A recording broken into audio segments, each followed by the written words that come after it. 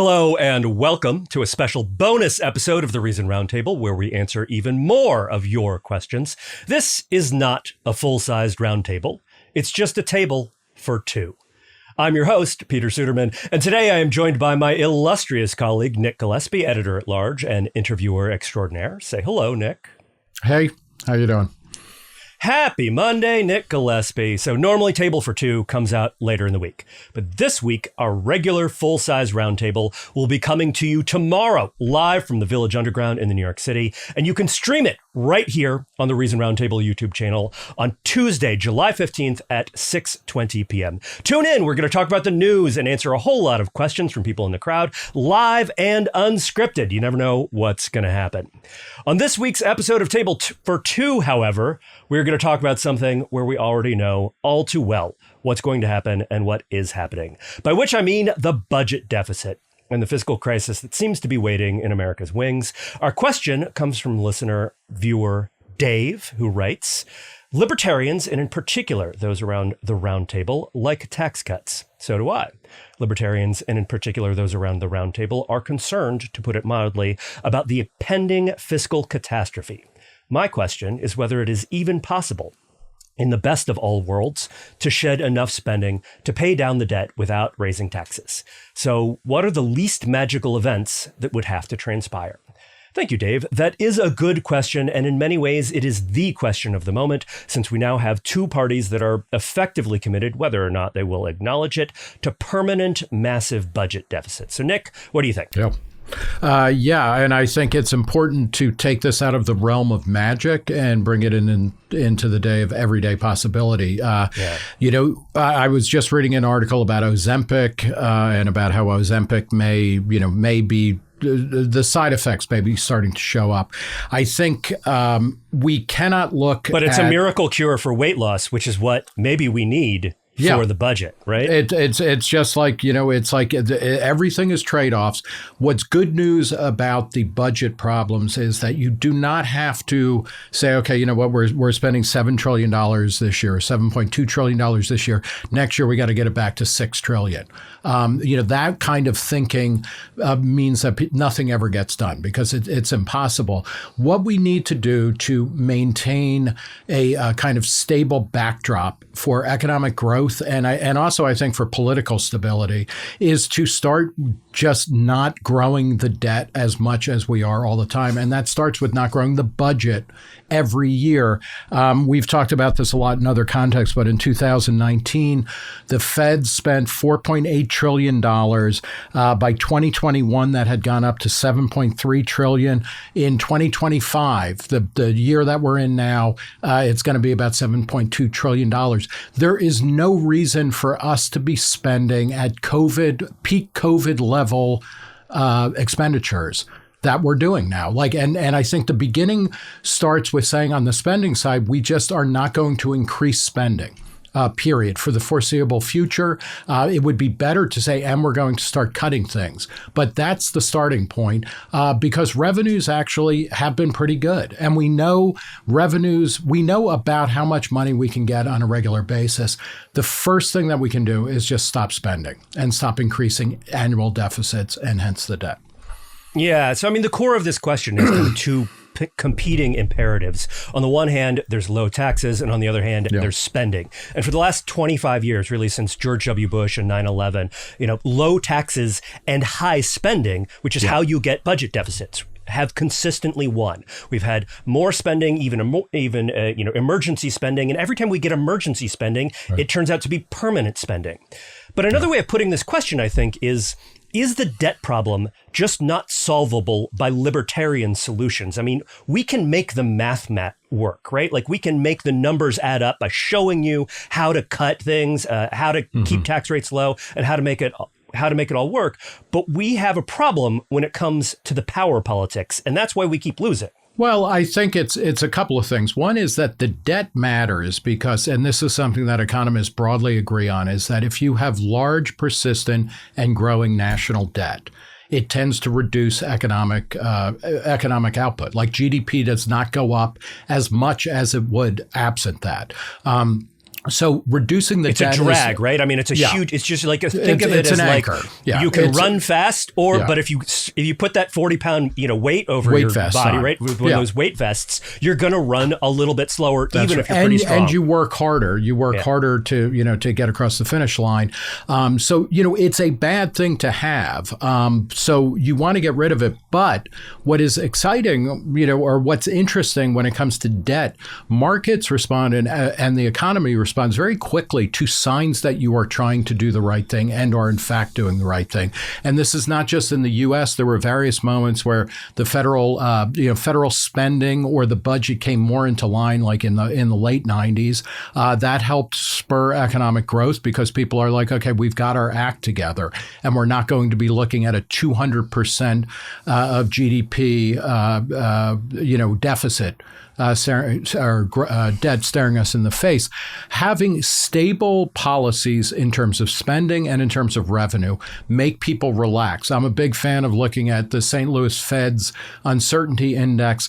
The uncertainty index looks for economic policy uncertainty. We are at levels that are higher than when COVID started, or when the financial crisis happened, or even when 9/11 happened. Like, the uncertainty is a problem. If we can say with some credibility that we're going to keep spending we're going to keep spending stable or slightly declining, that will cure many of the economic drag problems on all of this stuff. And it's not magic.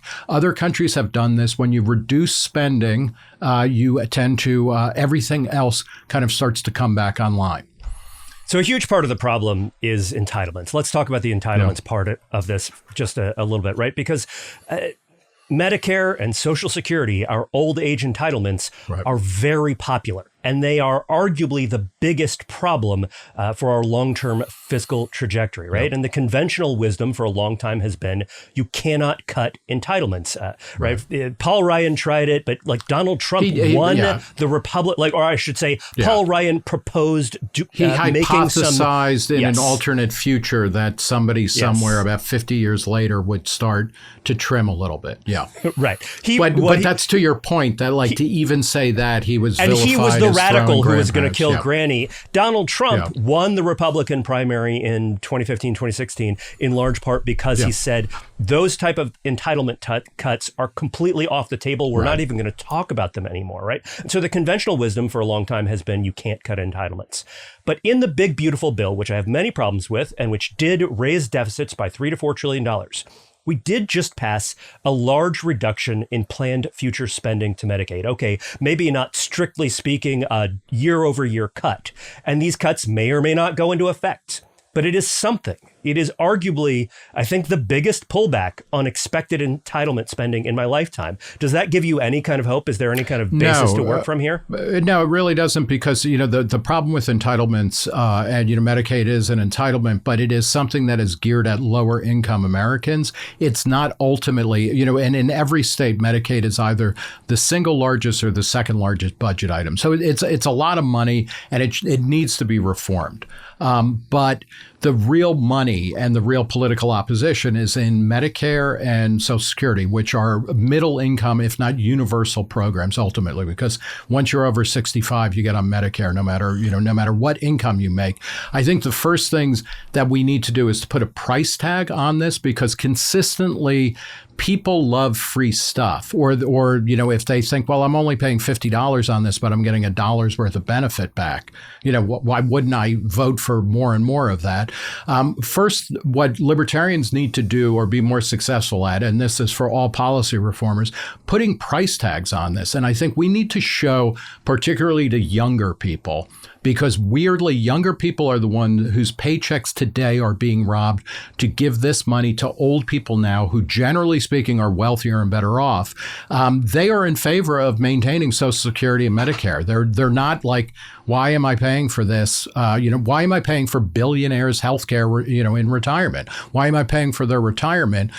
Putting a price tag on these programs is really important, because what happens when people understand the full cost of government, and we're borrowing, depending on the year, we could have been, over the past 25 years, we could have been borrowing as much as 40% of every dollar, 40 cents on every dollar of spending was borrowed. So we're not paying full price. Starting to put a full price tag on these programs and selling that back to people will make it easier to cut entitlements, I think, or that's the beginning of this. And because you're not going to be able to do it by saying, you know what we're going to do, we're going to cut healthcare spending for low income people, because that, if the government is going to be providing healthcare, it probably should be providing it for people who can't afford it, as opposed to we are going to pay for Bill Gates's and Bill Clinton's, healthcare because they're over 65. They deserve whatever money we can give to them by picking the pockets of young workers through payroll taxes. Yeah, I think something that people young and old do not understand about entitlements is that when you pay into the entitlement programs, you see those line items on your paycheck, that money is not yours. It is not going into a lockbox. It is not going into an account that then accumulates to pay for your Social Security or your Medicare. In fact, that money is going directly to today's seniors, to today's beneficiaries. And there's not enough of it. And that's the reason that these things have shortfalls. But I want to talk. And if I may, just real quickly, one of the things about putting a price tag on this too, I think that will stave off the obvious policy solution when Social Security and Medicare, when their trust funds start to go bust in the early 2030s, is going to be like, well, let's raise the amount of money that we can tax. So it's like almost, I think it's like around $170,000. The first $170,000 of people's paycheck gets tapped to go into Social Security. Medicare is from $1, but a lower percentage. But the policy solutions are going to be like, let's blow out the income cap on Social Security and let's increase the percentage on Medicare. And this is essentially what Ronald Reagan did way back in late in his second term. We need to put a price on this because Social Security is a bad plan for most people. So like if you understand, not only is this money not yours, not only per the Supreme Court decision, you are not entitled to Social Security, but it is a shitty retirement plan for anybody. Like, let's start pricing this stuff out and then selling that back to people so that they can say, wait, I can have a plan where I get less taken out of my paycheck and I have more control over my retirement and I get better outcomes. I think I'm going to go for that rather than throwing more money into a broken system that is weirdly rewarding wealthier, older people at the expense of younger, poorer people. Okay, before we go, I just want to talk a little bit about the cynical political nature of a lot of the arguments around the debt and the deficits. And to do so, I want to read you two headlines that recently appeared in the New York Times opinion section. Here's the first one. Biden's chief economist: the chart that convinced me our debt is a serious problem. So that's by Biden advisor Jared Bernstein. Biden, of course, ran up debts, ran up deficits, ran up spending, just like everyone else. Here's the second one. I was Obama's budget director. It's time to worry about the national debt. And that's by Peter Orszag, Obama's budget director. So now that there is a Republican in the White House, we have all of these Democrats who didn't do anything when they were in power saying, well, now is the time that we have to make hard choices and reduce the deficit. How do we solve this sort of partisan political problem? That's, if I knew the answer to that, I wouldn't be talking to you. Right. But let me throw in another Obama economic advisor, Jason Furman, who I interviewed for Reason a couple months ago, and who, unlike these guys, started his critique of spending with Biden. And he talked about how Joe Biden's economic plans on virtually everything were ridiculous and completely unsupportable by any known economic theory whatsoever that people take seriously. And I think you see in people like Furman the beginning of a shift, which is, we need to build, what is sometimes called a radical center. But everybody in America knows, and everybody in power knows that if you spend too much, if you keep spending more and more and you don't cover it with taxes, you've got problems. If you spend more and more and you increase taxes and regulation in order to pay for that, you've got big problems. Like, so many people in power, in political power now, are basically like Rand Paul, who is seen as, this unbelievable, budget cutter and slasher and everything. Basically, everybody agrees that, like the economy that we had in the late 90s was pretty good. And the reason it was is because the era of big government was over, and the idea that government spending was just going to keep increasing again and again. And, and remember, in 2019, we were spending $4.8 trillion. Right now, we're spending $7.2 trillion. What is going on? That is insane and unsupportable. But there is a large majority of people in power, plus in the electorate, who are like, the government can do less and the government can spend less and things will be better. And that's the consensus we need to build. The other thing, I think, is really forcing a generational conversation, because this is, the boomers are hated by young people. The two entitlement programs that most directly benefit the boomers need to be demonized and vilified. The government should be taking care of, it should be helping people who cannot afford their retirement or their health care in retirement. But it does not need to be taking care of all old people who are now one of the wealthiest segments in society. We need that rebalancing, and that's going to be done by millennials and Gen Zers, the people who are paying the price tag for this. Yeah, that's it. That's the answer. That is the least magical way to solve our fiscal problems. It is for reasonable people, for non-crazy politicians and political power players to come to their senses and make good decisions. Eat one candy bar less a day. That's all you start. Like, instead of, okay, I'm going to take Ozempic, and I'm going to overdose on Ozempic or anything like that. It's like, it's small steps, like walk 5,000 steps a day and then up to 6,000, things like that. Itty bitty steps make a huge difference when we're talking about the trajectory of things like government spending and debt. Until we invent Ozempic for the federal budget, that's how it's going to have to be. All right. Thank you so much for watching Table for Two. Reminder, the Reason Roundtable will be coming at you live from New York City on our YouTube channel on Tuesday, July 15th, starting at 6:20 p.m. We're going to talk about the news and answer many, many questions. You should also subscribe to our YouTube channel and check back regularly for more bonus segments like this one. If you'd like us to answer your question, send your short, succinct, pithy, and not very long question to podcasts@reason.com. That's podcasts@reason.com.